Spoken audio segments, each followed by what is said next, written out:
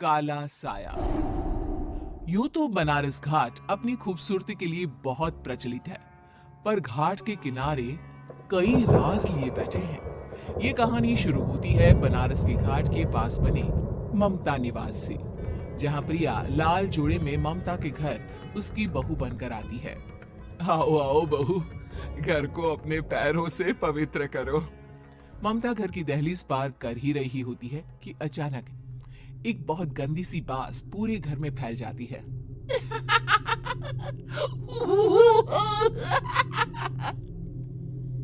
ये बदबू और ये आवाजें, ये कौन हंस रहा है माँ? अब ये पड़ोसी ना हमारे थोड़े अलग से है। कहाँ हम शाकाहारी और ये मांस मच्छी खाने वाले। छोड़, तू ध्यान मत दे और गृह प्रवेश कर। और हाँ बहू, अपनी सास की एक बात हमेशा याद रखना, इन पड़ोसियों से तो कभी बात नहीं करेगी। अच्छे लोग नहीं है ये। अपनी सास की ये बात मानेगी ना बेटा? हाँ माँ, जो आपकी मर्जी, मैं उनसे बात नहीं करूंगी। अगले दिन प्रिया अपनी पहली रसोई बनाने रसोई घर में जाती है। ये छोकी बात तो नाक में जा रही है। एक काम करती हूँ, खिड़की खोल देती हूँ। प्रिया खिड़की खोलने जाती है। इतने जाले, लगता है इस खिड़की को कभी खोला ही नहीं गया। पर ऐसा क्यों? ओह, नॉन वेज की स्मेल आती होगी ना। 2 मिनट के लिए खोल लेती हूँ, फिर बंद कर दूंगी। प्रिया खिड़की खोलती है। खिड़की खोलते ही उसकी नजर सामने वाले घर की खिड़की पर पड़ती है, जहाँ एक लड़की खड़ी होती है, हाथों में मेहंदी, लाल रंग की साड़ी, बिल्कुल सजी धजी, मानो प्रिया की तरह ही वो भी नई नवेली बहू हो। वो प्रिया को देखकर मुस्कुराती है। हे भगवान, माँ ने तो इनसे बात करने को मना किया था। प्रिया फौरन ही खिड़की बंद कर देती है और तवे पर चढ़े रोटी की ओर देखने लगती है, पर वहां रोटी न होकर मछली पड़ी होती है। ये क्या? पहली ही रसोई में इतनी बड़ी गलती! हे भगवान, अब मैं क्या करूं? प्रिया बहुत डर जाती है और फौरन रसोई की सफाई करने और फिर सभी के लिए खाना बनाने लग जाती है। जब वो सबको खाना परोसती है, सब तो ठीक है, मैं बेकार में चिंता कर रही थी। हे भगवान, ऐसे ही बस अपनी कृपा बनाए रखना। रात के वक्त जब सब सो रहे होते हैं, तब प्रिया को पायल की आवाज सुनाई देती है, जिससे उसकी आंख खुल जाती है। ये पायल की आवाज कहां से आ रही है? प्रिया उठकर उस आवाज के पीछे छत की सीढ़ियों तक जाती है। तभी उसे बच्चे के रोने की आवाज आती है। प्रिया छत पर जाती है तो क्या देखती है? वही लाल साड़ी वाली लड़की अपनी गोद में एक नवजात बच्चे को घुमा घुमा कर सुला रही है। तभी प्रिया की नजर उसके पेट पर पड़ती है। ओह गॉड, ये तो प्रेग्नेंट भी है। सुनिए, बच्चा सो नहीं रहा है क्या? मैं कुछ मदद करूं? नहीं नहीं, आपके घर वालों को अच्छा नहीं लगेगा, मैं संभाल लूंगी। स्नेहा की गोद से बच्चा हाथ मारकर प्रिया की गोद में आने को छटपटाने लगता है।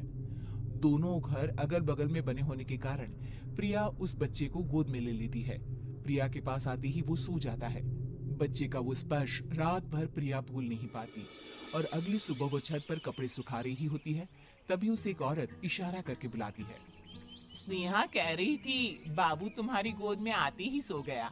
मैं गौरी, स्नेहा की माँ हूँ। बहू, घर आना, बाबू को खिला भी लेना। शाम को जब घर पर कोई नहीं रहता, बच्चे से मिलने के लिए प्रिया छिपकर अपनी पड़ोसन के घर चली जाती है और कुछ देर बच्चे को खिलाकर वापस लौट आती है। इसके कुछ दिन बाद ही प्रिया को पता चलता है कि वो माँ बनने वाली है। ममता की खुशी का ठिकाना नहीं रहता।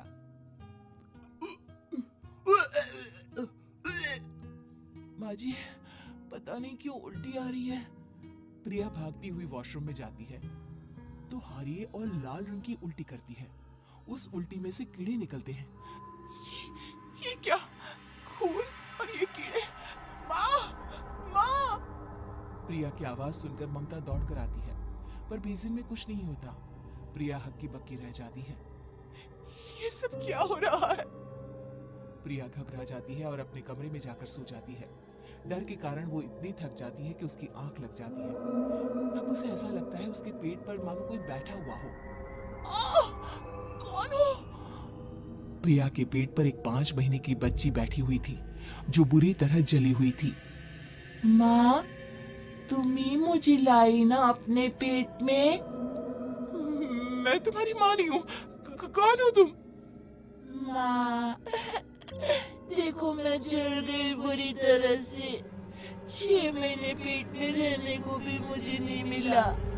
सहला दो ना माँ। बचाओ, बचाओ, माँ। ममता दौड़कर कमरे में आती है। प्रिया की बातें सुनकर वो सब समझ जाती है। तू कहीं बगल वाले घर में तो नहीं जाकर आई ना बहू? मुझे माफ कर दो, मैं गई थी माँ। उस घर में सब मरे हुए हैं बहू। कई साल पहले स्नेहा उस घर में बहू बनकर आई थी।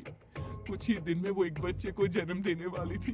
पूरा घर बच्चे के आने की खुशी में खोया था कि एक दिन अचानक उस घर में आग लग गई। सब बुरी तरह जलकर मर गए।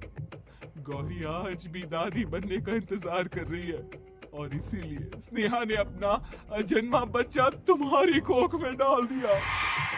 ममता ये कह रही होती है कि पीछे से उसके पैरों को एक बच्चा पकड़ लेता है। दादी, दादी। माँ, स्नेहा की गोद में यही बच्चा था। ये बच्चा कौन है फिर? तेरी मौत है। तेरी भी दादी। जिस चीज का ममता को डर था वही हो गया। ममता निवास के ऊपर मौत ने चादर बिछा दी थी। प्रिया का पेट ऐसे बढ़ जाता है मानो 9 महीने का हो। 2 हाथ उसके पेट से बाहर निकलते हैं। बहू, संतोष को फोन कर, किसी पंडित जी को बुला बहू। प्रिया का पति भागता हुआ घर आता है। ये तो होना ही था माँ। तेरा बाप तेरे सामने आ गया तो तू सह नहीं पा रही है। स्नेहा घर में आग लगी नहीं थी, माँ ने लगाई थी प्रॉपर्टी की लालच में। और वो बच्चा मेरी पहली पत्नी का बच्चा है, मेरा बेटा, जो कि उस आग की चपेट का शिकार हो गया था। मैंने तुमसे ये सब माँ के कहने पर छुपाया था। मुझे माफ कर दो प्रिया। तुम अगर चाहो तो यहाँ से जा सकती हो। मैं तुम्हें किसी भी बंधन में रखना नहीं चाहता। मेरी शादी हुई है आपसे, मैं आपको छोड़ नहीं सकती, पर उससे पहले हमें स्नेहा, उसकी माँ और बच्चे की आत्मा की शांति करवानी होगी। संतोष और ममता गौरी के घर जाते हैं। अंदर सब कुछ जला हुआ होता है। जमीन पर जली हुई लाशें बिखरी हुई थी। ममता रो रो कर अपनी करने की माफी गौरी से मांगती है। प्रिया स्नेहा के घर वालों का अंतिम संस्कार करवा देती है और ममता निवास फिर से आत्माओं के साए से मुक्त हो जाता है।